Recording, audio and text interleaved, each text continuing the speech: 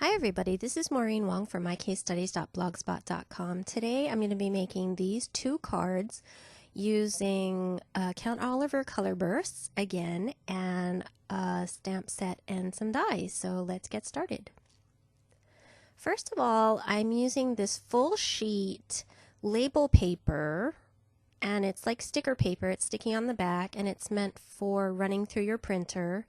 And I went ahead and cut out a bunch of different butterflies. I used the flutter of butterflies and I used the lace version. This is from My Favorite Things, and you can see I used about 4 different butterflies from that. And then I'm just laying them out here on my work surface to see that I get a placement that I like.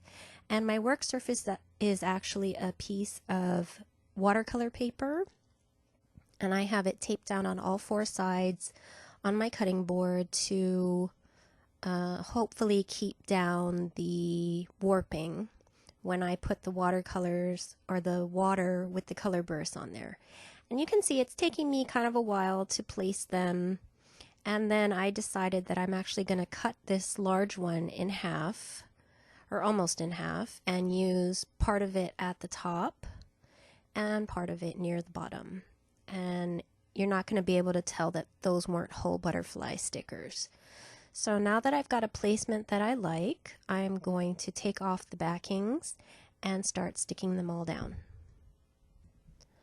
And while I'm sticking them down, I'm going to press kind of firmly on the sticker, but I don't want to press it extremely hard, because I want to be able to lift these off later when I'm done with the color burst section of my project.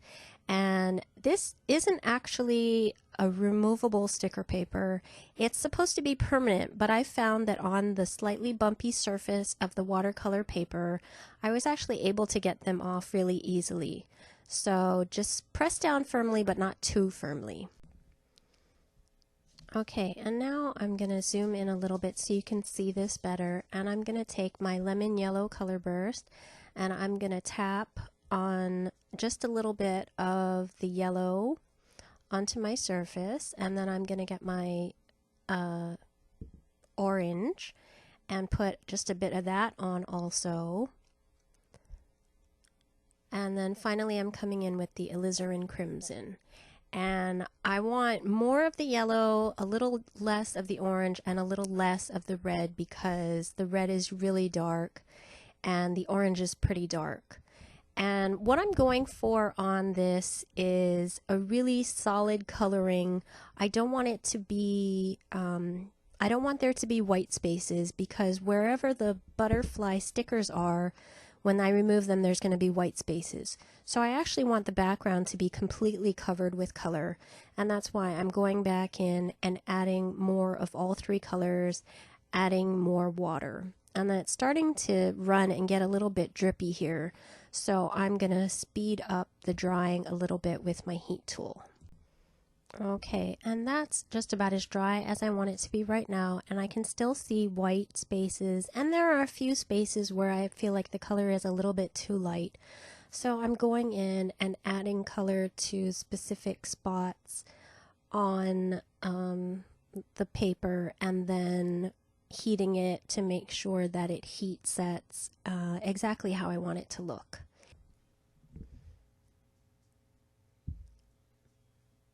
And that is basically it. So what I'm going to do is start peeling off the stickers, and you can see that they come off very easily. They actually started pulling up just a little bit with the water and the heat from the heat tool, but you can't really tell once I take the stickers off. It looks just fabulous.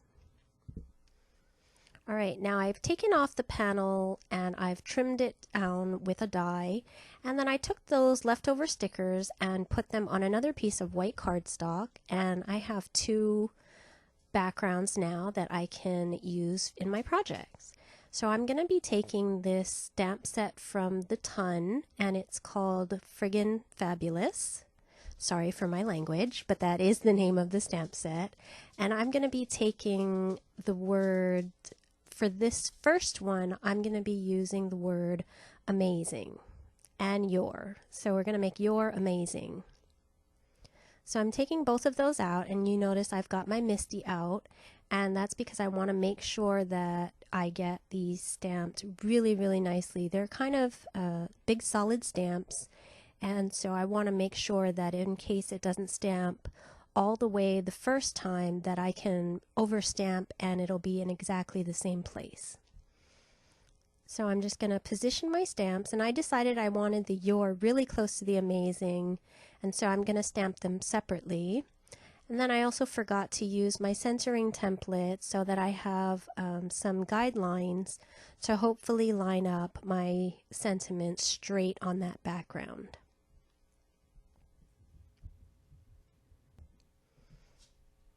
Okay, so I'm gonna pick that up with the MISTI cover now, and then I'm gonna take out my favorite black ink for stamping, which is my VersaFine Onyx Black ink, and I'm going to ink that up very nicely and stamp it down.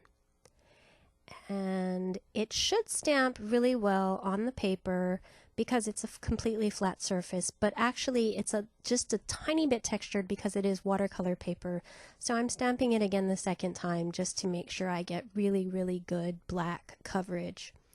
And now I'm going to take that word "Your" and position it where I want it, and then I'm going to stamp that out as well.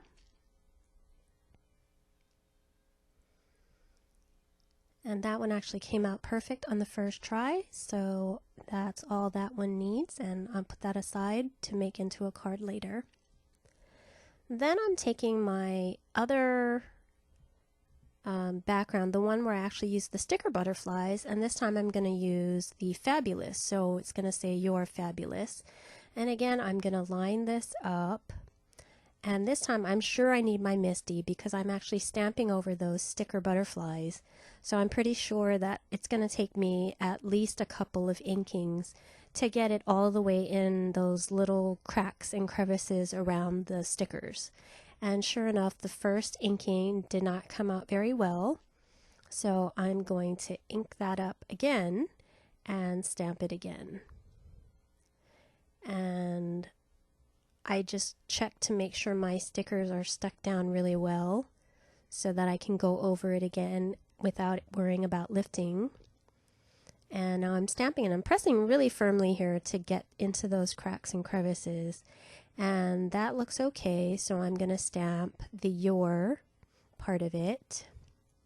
Of course, I had to clean off my stamp before I put it down to make sure I don't get any of that ink onto my background where I don't want it. And then I'm going to position it and stamp that down again using the VersaFine Onyx Black ink. And once I'm done with it, I realize that it's really, really difficult to read the words, so I'm ready to toss this. But then I get an idea that I can actually stamp over it on a piece of vellum, and by using my MISTI, I can actually get my placement perfect. So I'm lining up my stamp, and I think that it's perfectly placed over that word "Fabulous," but I'm going to use an imaging sheet and stamp that down just to make absolutely sure that it's perfectly lined up. And once I see that it is, I'm going to take my piece of vellum and I'm going to temporarily tape it in place over my sentiment where I want that vellum piece to end up going. And then I'm going to stamp onto my vellum. And I'm still using my VersaFine Onyx Black ink, and it's probably not going to dry on the vellum. So what I'm going to do after this is emboss it with clear embossing powder, and then that will make sure that it doesn't smear on that vellum. And now I'm going to do the same thing after I clean off my imaging sheet with the word "Your." I'm going to try and position the word "Your" exactly above where it is on the background, and then pick it up with my MISTI. And once again, I'm using the imaging sheet to check and make sure that that's exactly where I want it to go. And I stamp it down, and it is perfectly placed. So I can just shove my background down into that corner and put the vellum back in, and of course I have to line up the vellum again to make sure it's in exactly the same place it was before. and then I can stamp my word your. And I'm taking a little extra time to make sure everything is perfectly placed and lined up so that I don't mess this up. Okay, and that came out perfect. So now I'm going to take off that tape and get out my clear embossing powder, and I'm going to emboss that with clear embossing powder.